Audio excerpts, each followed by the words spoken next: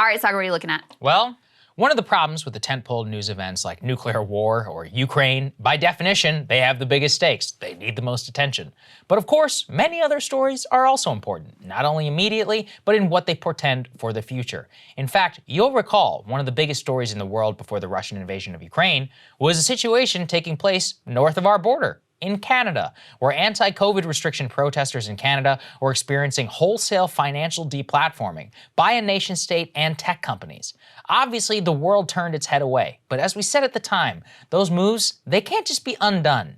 When the Canadian government showed that it will freeze bank accounts, seize assets with impunity, and even target cryptocurrency donations to a political cause that it simply doesn't like, it was a watershed moment of just how free much of the non-Western US really is. And while perhaps the same thing may not happen here in America, you may still at least have the First Amendment in the US. We have a similarly pernicious problem, though. We may fear the state less, but we must fear the big corporations more. We have watched in recent months as figures like Andrew Tate or the website Kiwi Farms have been effectively disappeared and unpersoned from the internet as we know it, at the behest of cancellation campaigns by questionable activists. The precedents that we have set are clear. If you can get enough whiny journalists on Twitter who are all effectively left-wing activists, then you can set internet policy for the entire Western world.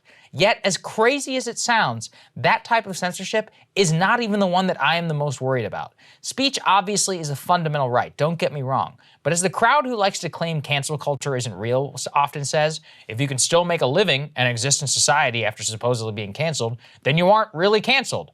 So full cancellation looks like what Canada did to those truckers, or how China wields its social credit score system.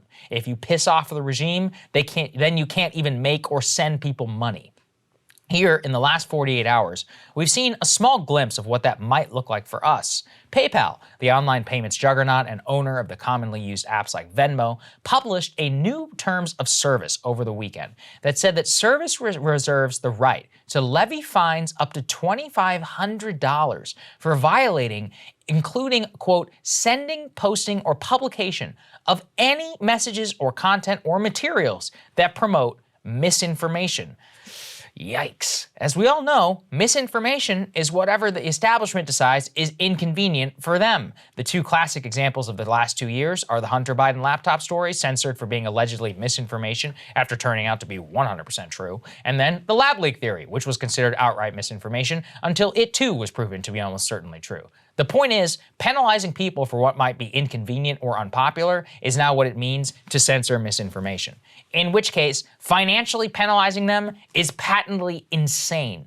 Now, interestingly enough, PayPal did reverse course after people began to take notice of this and their update. They terminated their PayPal accounts in response.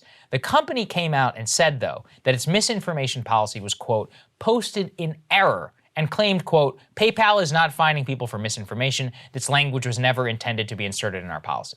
Yet, as PayPal should know, the internet lives forever. Their claim that it was inserted in error is absurd. A random Twitter sleuth immediately pointed out they uploaded that new terms of service to their website on September 27, 2022, which was including in the language and inserted the date that it was supposed to go into effect on November 3rd.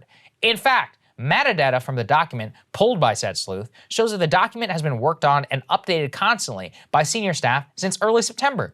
In other words, something doesn't quite track with the PayPal explanation. In fact, the only thing that does track is a company that appears terrified to be caught, who not only aggressively claimed they didn't mean what their terms of service said, but then suffered major consequences on their stock price. The stock fell a full 6% on the backlash alone yesterday, investors noting that the active cancellations of the service and bad press were hurting the company bottom line. But look closer, and it's not the David and Goliath story that some people are making out to be. The truth is, PayPal really only reversed course because Elon Musk, who literally founded the company, got involved along with David Marcus, their former president. In other words, it wasn't until the richest person on the planet spoke out about the company that he literally founded did they actually come out and reverse course. The actual users canceling and raising a stink on Twitter didn't really penetrate the elite discourse. So if you're banking on your war against censorship to rely on the whims of Elon Musk, I got bad news for how that's going to go in the future. Furthermore, if you take a look at the rest of PayPal's policies, it still gives them the ability to fine users $2,500 if they, quote, promote hate, violence, racial, or other forms of intolerance.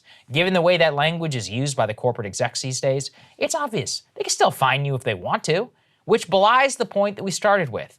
In this country, financially deplatforming it may not necessarily happen at the hands of the state, but instead by enforcers of this ruling ideology. And while PayPal isn't the same as a bank account, it comes pretty close to a necessary financial infrastructure for a lot of people. 10 years ago, it wasn't even a question that these systems would be vulnerable to debates about censorship. And it underscores that censorship in the West and in the United States is moving at a dizzying degree. It started out with deplatforming users. Then it moved on to platforms themselves, like Parler. Then it went to deplatforming users at the same time across multiple platforms. Now, moving in the direction of doing all of the above, while also cutting off people's ability to even make money or pay people. This is taking it to an entire new level, one that exists today really only in communist China, which after all is the envy of real authoritarians. And it's why we need to resist this troubling turn as hard as we can. Because the speed of the campaign shows us if we start and sit by while these things move so quickly, you may never have a chance to actually speak out again. And I think that's the crazy part, which is that, look, they only reverse course. Cable news is ripping us apart, dividing the country, making it impossible to function as a society, and making it impossible to know just what is true and what is false. But the good news is they are failing and they know it. That is why we're building something new, a new mainstream, a healthier one, something more trustworthy, something that we are going to need in one of the most pivotal times in American history. We are building up here for the midterms, for the upcoming presidential election, but we need your help. So if you can help us out by becoming a premium member today at breakingpoints.com, we're trying to change America for the better and the entire world. So what are you waiting for, guys? Go to breakingpoints.com and sign up and help us build a new mainstream.